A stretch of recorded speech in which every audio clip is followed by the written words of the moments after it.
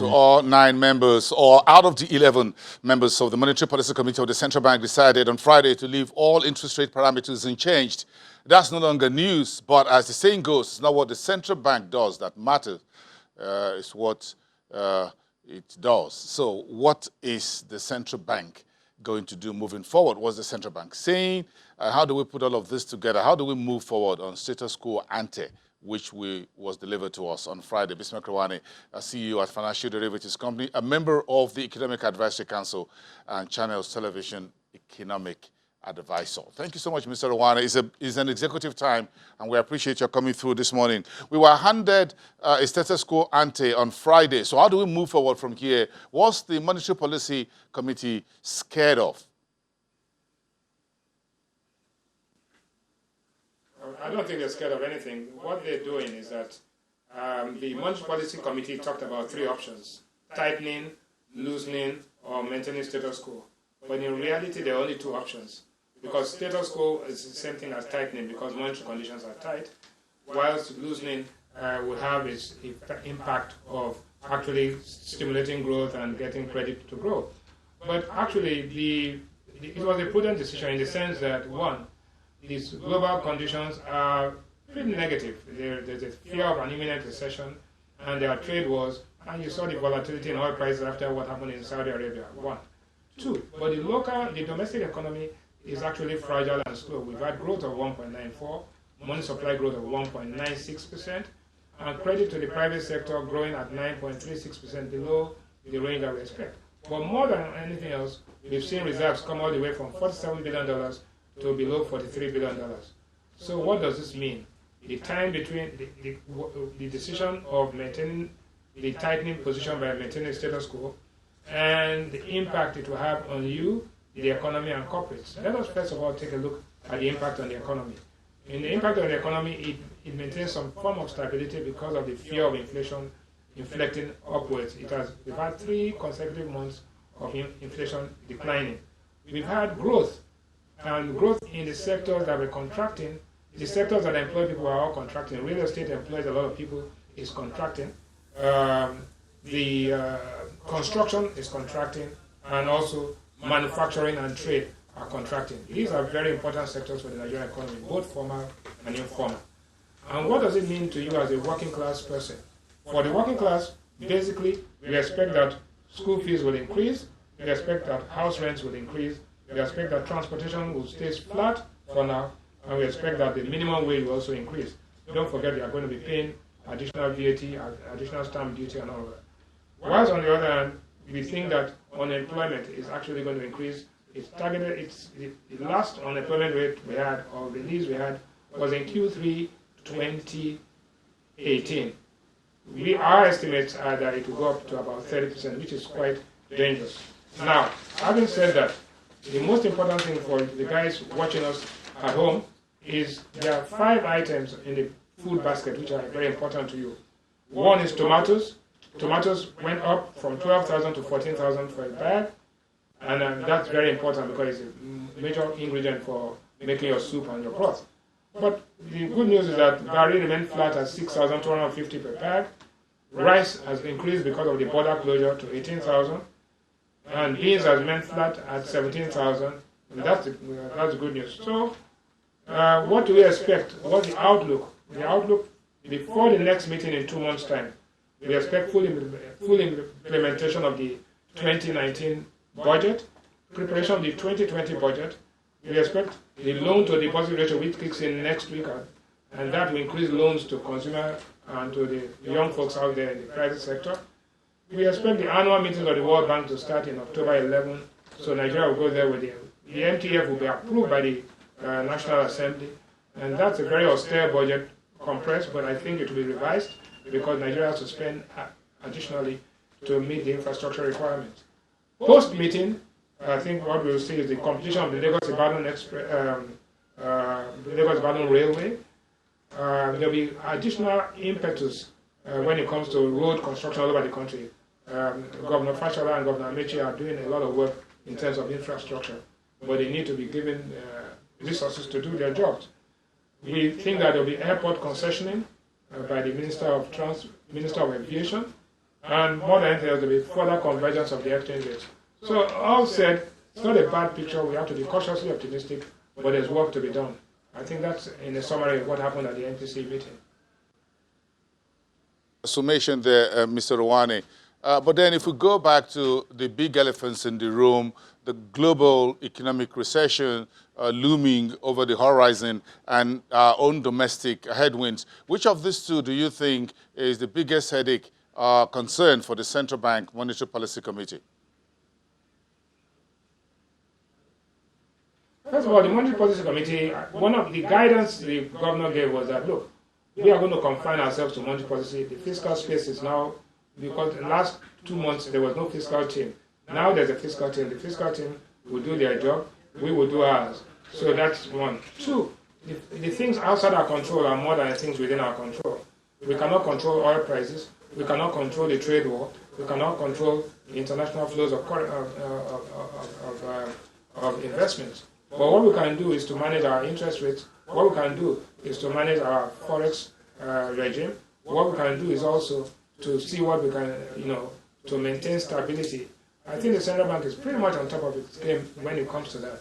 However, they need to be supported in terms of ensuring that they don't overextend themselves in terms of intervention money. There's been a massive intervention money, but the time between when they intervene and when you feel the impact is getting longer and longer. So, quite frankly, they'll be using the open market operations, they'll be looking at the fragility of the banking system, and they'll be looking to see that the loan-to-deposit ratio is effectively implemented. So, generally speaking, I think you will see stability in the monetary policy space between now and November. But what's going to happen next year, depending on the outcome of the P&ID ruling, 1, 2, depending on what happens to oil prices because they are beginning to trend downwards, and 3, what happens to our external reserves. This will determine the posture and the actions that the central bank and the monetary policy committee are going to take. But generally speaking, we expect stability between now and November. So if we're looking, Mr. Rewane, if we want to chart the pathways to a faster and more inclusive economic growth, I'm sure you'll be thinking that this is where the fiscal authorities should take the lead. Therefore, how quick and what should be done to put the fiscal measures in place to meet what the monetary policies have done so far, and they're now struggling to find new ways of doing things? Well, I'm happy you say that growth is an objective of the fiscal team. But the thing about fiscal stimulus and fiscal impact, it takes time. The Obama fiscal stimulus started in 2008. We did not see the full impact in 2018, about 8 to 10 years later. So planting the seeds for the stimulus in terms of we've increased the VAT, we are going to actually extend the net, we are going to actually give a lot of incentives. There'll be a lot of incentives to investors. But more than anything else, I think that the federal government of Nigeria is going to have to be very clear and have a less adversarial environment. That is, investors will be called upon, and there'll be a collaborative relationship between Nigeria and investors, so that investors will feel confident that if they bring their money here, there'll be nothing will threaten it. There'll be sanctity of contracts, and more than anything else, there'll be good behavior by Nigerian policymakers. I think that's what the market is. So, and those things, the ease of doing business, which comes out of the vice president office, is very effective. We're seeing some of the some of the benefits of that. So all of those things put together will drive the process. But what Nigerians are very interested in is they're tired of excuses. They want impact. They want to see their lives improved immediately. And so let's put it this way: central bank on one hand, fiscal authorities on the other, and the investment community in all. It's a collaboration between all parties to ensure that the economy takes off. 1.94% growth is unacceptable by any standard or any imagination. So we've got our work cut out for us, and so we've got to get moving. That is everybody involved, leadership and followership. Mr. Rewane, I'm sure you stay close to the news all the time. Throughout last week, a lot of commendations were pouring into Mr. President for putting in place a new Economic Advisory Council. The Institute of Directors, the Lagos Chamber of Commerce and Industry, Manufacturers Association of Nigeria, the richest man in Africa, Nigerian-born industrialist Aliko Dangote also sent in words that this was good, this is timely, this is needed, and the team of which you're a member need to hit the ground running. So if you are hitting the ground running with the rest of your team, I'm sure you must have had some time thinking through this, Mr. Rewane, what this assignment will be for you as a person. So what's your thought? Well, I have a chairman, Professor Doyin Salami. We have the vice chairman, Dr. Sagagi. These are fiercely independent economic thinkers. They are guys who believe in the ideology of growth, investment-led growth, private sector-driven, and collaboration between the private sector and the public sector. They also believe in a mixed economy. So the spokesman for the council will be Professor Doyin Salami, who is highly respected, highly regarded. And we are members, and we would contribute our quota to ensure that Nigerians feel the impact of economic policy. We will do our best. But that one assumption is that there was no communication or no advice. The government, and not only this government, governments continuously have always received advice from the private sector. So we are confident that this advice will be stepped up, and with the team in place, I think Nigerians are confident that these are people who are not in search of anything to benefit themselves. They will do their best, but you know, the sweetness of the pudding is in the eating. The real challenge is how to make this advice implemented and how to make this implementation impactful, tangible deliverables to the people of Nigeria. Anything short of lower unemployment, anything short of growth, anything short of quality of life and improvement of standard of living will be a theoretical exercise. The truth is that if we cannot deliver and make people happier next year than they were this year, and make them happier than that in the following year, then there's no point. We might as well forget it.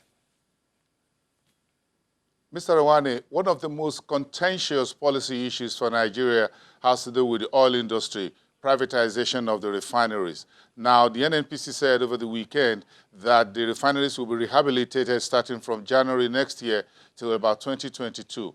This will be, I'm sure, your team will be considering this issue with Mr. President. How do you think we should resolve this? Dangote refinery is about to come on stream in about a year or so from now. More licenses have been issued for those who want to do modular refineries for diesel and other byproducts. So what's your take? How do you think we should proceed from here? Do you think we should have a bit of both the public and private sector handshake here, or we should just let the private sector do it, or the big brother, the government, do it? No, but remember that Nitel used to be the dominant player in telecoms. When you licensed MTN, Airtel, and others, today, Nigerian subscribers are getting the quality of service. They have their bundles, they have their voice, they have their video conferencing, they have their streaming. And so Nitel, or the government-owned telecom company, is of no use to anybody at this time. So I think that with private sector participation in refining, which is social infrastructure, critical infrastructure, a combination of both private and public partnership will help. But what is important that Nigerians should stop, we will not have to queue for petrol, and Nigerians don't have to pay a very high price. And we've seen that because the borders were closed, we're down to 50 million liters a day rather than 60 million, and it's going to go lower. So when the committee takes off and we look at everything, then we'll make what is an optimal decision in the best interest of Nigerians. I don't think it's in my position to be preemptive, but just making a comparison between what happened in the telecoms many years ago, where there was a big government player and private sector licenses were issued. The result is what you've seen. I think we'll see the same in refining, in power, and all the other sectors. It's only a question of time. When investments come into this sector and when private sector participation, you will see that the consumer will be king, like you have today in the telecom sector. Well, thank you so much, Mr. Rewane, and congratulations on your appointment as a member of the Economic Advisory Council. Thank you so much. Enjoy the rest of your day and the rest of your week. Thank you so much. We appreciate your time this morning.